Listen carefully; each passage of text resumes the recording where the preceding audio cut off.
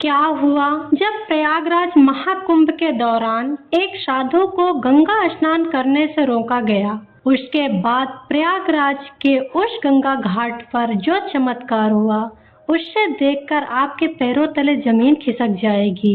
साल 2025 के जनवरी माह में प्रयागराज में सदी का सबसे बड़ा महाकुंभ लगने वाला है। यह महाकुंभ हर 12 साल में एक बार आता है, यानी इस महाकुंभ का बहुत अधिक महत्व होता है।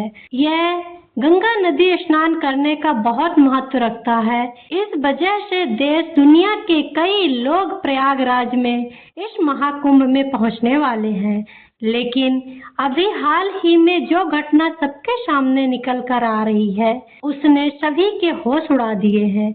जहां पर एक साधु महाराज को गंगा नदी में स्नान करने से रोका गया। कोई भी महाकुंभ साधुओं के बिना अधूरा है, क्योंकि यह साधु संतों का आगमन और स्नान से ही संपूर्ण माना जाता है। देश भर के साधु महाकुंभ शुरू होने के कई दिनों पहले ही प्रयागराज पहुंच चुके हैं। इस घटना की शुरुआत होती है मध्य प्रदेश के महेश्वर में रहने वाले रामानंद जी महाराज के साथ। रामानंद जी महाराज रोजाना सुबह 4 बजे उठकर ठंडे पानी से स्नान किया करते थे और भिक्षा प्राप्त करने के लिए निकल जाया करते थे। उन्होंने अपने जीवन काल में सांसारिक सुखों का त्याग करके कई तपस्याएं की और कई सिद्धियां हासिल की है। वे महेश्वर के घाट पर ही निवास करते हैं। जब उन्हें प्रयागराज महाकुंभ लगने का खबर मिली तो वे महाकुंभ जाने के लिए बहुत उत्साहित थे। वे तकरीबन 1 माह पूर्व महाकुंभ में पहुंचना चाहते थे, क्योंकि वे वहीं पर 2 से 3 महीने बिताना चाहते थे। इनका ऐसा मानना है कि महाकुंभ का पवित्र स्थान समय जो होता है, जहाँ पर देवी देवता स्वयं प्रकट होते हैं, उस स्थान पर मौजूद होते हैं। वहाँ पर तप करना, साधना करना, भगवान का ध्यान बहुत ही फलदायी माना जाता है। अगले दिन सुबह रामानंद जी महाराज जब प्रयागराज पहुँचे तो सुबह के 3 से 3:30 बज रहे थे। सुबह 4 बजे उनका स्नान करने का दैनिक नियम था। उन्होंने सोचा क्यों न आज गंगा जी में पहुँच चुका हूँ, क्यों न गंगा नदी का पवित्र स्नान किया जाए, और वे प्रयागराज के गंगा घाट पर पहुंच गए। उस स्थान पर गंगा नदी की सफाई का कार्य चल रहा है, क्योंकि इस समय पर देश विदेश से करोड़ों श्रद्धालुओं प्रयागराज में आएंगे, जिस वजह से वहां पर प्रशासनिक कार्य बहुत तीव्र गति से चल रहा है। नगर निगम की सफाइयां और प्रशासनिक सारी व्यवस्थाएं हो रही हैं, जिस वजह से वहां पर दिन रात कार्य जारी है। उसी के चलते नदी में सफाई का कार्य चल रहा था और रामानंद जी महाराज को यह देख करके बहुत खुशी हुई। जब उन्होंने अपने कपड़े उतारकर गंगा नदी में स्नान करने के लिए आगे बढ़े तो वहां पर खड़े कुछ नगर निगम के कर्मचारियों ने उन्हें रोक दिया। उनका कहना था कि आप अभी स्नान नहीं कर सकते, क्योंकि इस समय साफ सफाई का कार्य चल रहा है। प्रयागराज में रोजाना रात्रि के समय पर दीपदान, फूल मालाएं और अन्य चीजों चढ़ाई जाती हैं, जिस वजह से घाटों पर अस्वच्छता हो जाती है। तो स्वच्छ बनाने के लिए वहां पर सफाई का कार्य किया जाता है, ताकि दिन भर और शाम के समय यात्रियों को किसी प्रकार की कोई मुश्किलों का सामना न करना पड़े। रामानंद जी महाराज काफी धैर्यवान थे। उन्होंने सफाई अधिकारियों को समझाया कि बात बहुत अच्छी है, लेकिन नित्य मेरा 4 बजे नहाने का नियम है, और आज अगर मैं प्रयागराज पहुंचा हूं तो मैं गंगा नदी में ही स्नान करूंगा, और मेरे एक अकेले के स्नान करने से ना तो तुम्हारी व्यवस्था बिगड़ेगी और ना ही मुझे कोई समस्या होगी। लेकिन वह अधिकारी अचानक से गुस्सा हो गया और उन साधु महाराज से कहने लगा कि आप इसी समय क्यों स्नान करना चाहते हैं? अभी पूरा दिन पड़ा है। क्या यहाँ पर तुम्हें कोई इंसान स्नान करता दिख रहा है? क्या तुम्हारे अंदर इतनी शक्ति है कि तुम सुबह 4 बजे इतने ठंडे पानी में स्नान कर लोगे? व्यर्थ की बातें बनाना छोड़ दो और यहाँ से चले जाओ। अभी तक तो रामानंद जी महाराज बहुत विनम्र थे, काफी धैर्यवान थे, लेकिन उस अधिकारी के अशब्दों, अपमानजनक बातों को सुन करके अचानक उन्हें बहुत बुरा लगा। उनका ऐसा मानना था कि गंगा नदी पर किसी का अधिकार नहीं है, यह तो साक्षात भगवान शंकर के जटा से प्रवाहित हुई है, जिसके अंदर सभी को पाप धोने का अधिकार है। उसके लिए कोई निश्चित समय नहीं हो सकता। लेकिन उस समय पर रामानंद जी महाराज ने वहीं पास में बने बजरंगबली जी के मंदिर के पास घाट के पार बैठ करके ध्यान लगाने लगे। वे साधु महाराज ध्यान अवस्था में बैठ गए।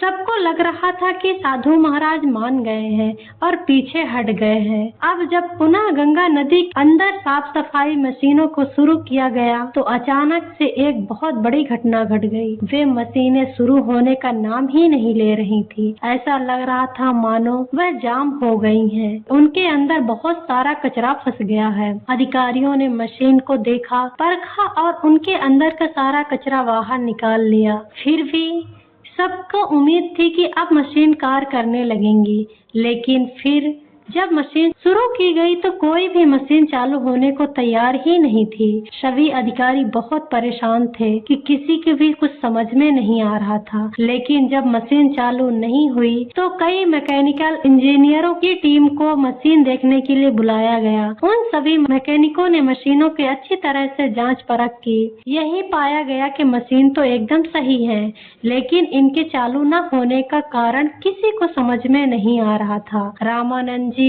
महाराज अभी भी उसी घाट पर ध्यान अवस्था पर बैठे हुए थे। गंगा नदी का साफ सफाई का कार्य समय पर रुका हुआ था। सभी लोग बहुत हैरान और परेशान थे। उस समय जो मैकेनिकल इंजीनियर वहां पर मशीन सही करने आया था, उसने जब रामानंद जी महाराज को देखा तो उसकी आंखें खुली की खुली रह गई। वह रामानंद जी महाराज के चरणों में गिर गया और बाबा उसे आशीर्वाद देने लगे। फिर वह सभी अधिकारियों को बताने लगा कि यह महेश्वर के प्रसिद्ध महाराज हैं। बचपन से मैं इन्हें जानता हूँ। ये बहुत ही पहुँचे और प्रसिद्ध महाराज हैं। कई चमत्कार इनके हमने देखे और सुने हैं। अधिकारियों को अपनी गलती का एहसास हुआ। वह समझ चुके थे कि अगर वह अपनी दैनिक नियम के अनुसार 4 बजे गंगा स्नान करना चाहते थे तो मुझे इन्हें रोकने का अधिकार नहीं था। मैंने जो इनका अपमान किया, उन्हें भला बुरा कहा है, गंगा नदी में स्नान करने से रोक दिया, उसी का परिणाम मशीनों की खराबी के रूप में भुगतना पड़ रहा है। ये हमारी समस्या का समाधान कर सकते हैं। हमें इनसे माफी मांगनी पड़ेगी।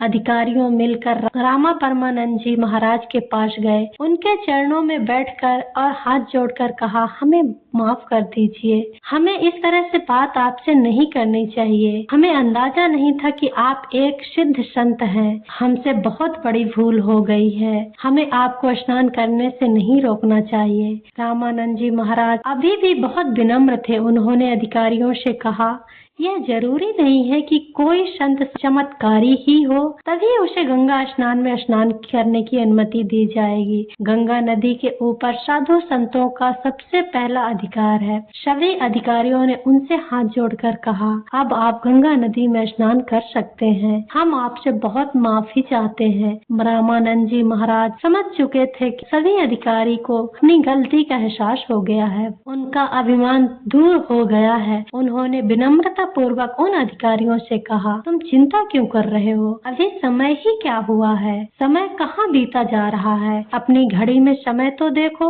आखिर क्या बज रहे हैं? जब सभी अधिकारियों ने अपनी घड़ी में समय देखा तो उनके रोंगटे खड़े हो गए, क्योंकि उस समय पर समय के 4 बज रहे थे। किसी भी अधिकारी को यह समझ में नहीं आ रहा था आखिर इतना बड़ा चमत्कार कैसे हो सकता। आखिर रामानंद जी महाराज ने अपने चमत्कार से समय को कैसे पलट दिया। बड़ा चमत्कार देखकर सभी अधिकारी उनके चरणों में गिर गए और बाबा की जय जयकार करने लगे। चमत्कारी घटना के बाद सब लोग उन्हें मान गए और उनके दास बन गए, जिसके बाद वे सुबह 4 बजे अपने नित्य कर्म के अनुसार गंगा नदी में स्नान करने पहुँचे। उधर मशीनें अपना काम करना शुरू कर दी।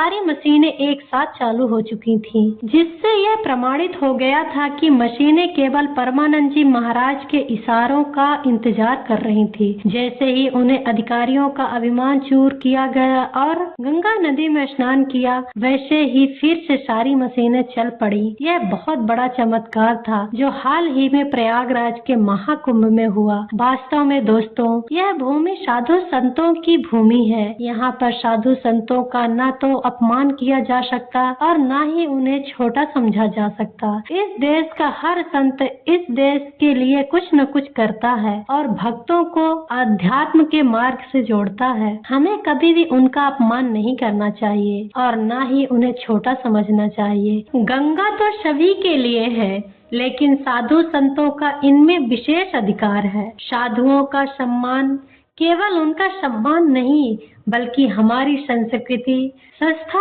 और परम सत्य का सम्मान है। इस पूरी घटनाओं को लेकर आपके क्या विचार हैं? हमें नीचे कमेंट बॉक्स में जरूर बताइए। अगर वीडियो आपको पसंद आई है तो लाइक जरूर करें और चैनल को सब्सक्राइब करें, बेल आइकन को प्रेस करें। Thank you for watching. जय हिंद, जय भारत।